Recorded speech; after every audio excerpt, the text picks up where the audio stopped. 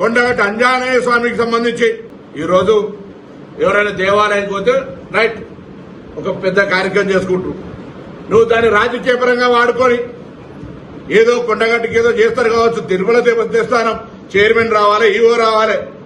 నువ్వు దేవాదాయ శాఖ మంత్రి కూడా కాదు.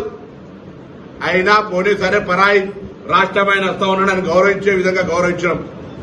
ఇవాళ ఎందుకు మేము మాట్లాడుతున్నామంటే తెలంగాణ కోసం పార్లమెంటు సభ్యుడిగా ఆనాడు సకల జనుల సమ్మె ద్వారా తెలంగాణ అందరూ కూడా తెలంగాణ కావాలని అడిగినాం, పోరాటం చేసినాం.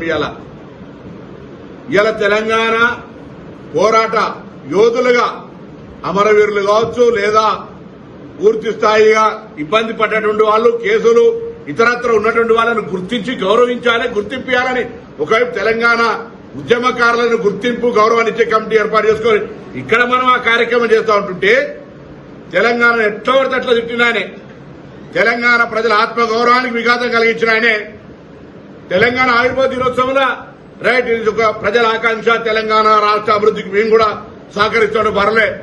కానీ మరి ఈ నవనిర్మాణ సభను పెడతాడు, పోయి గుజరాత్లో పెడతలేవు, పక్కన కేరళలో పెడతలేవు, పక్కన తమిళనాడు పెడతలేవు.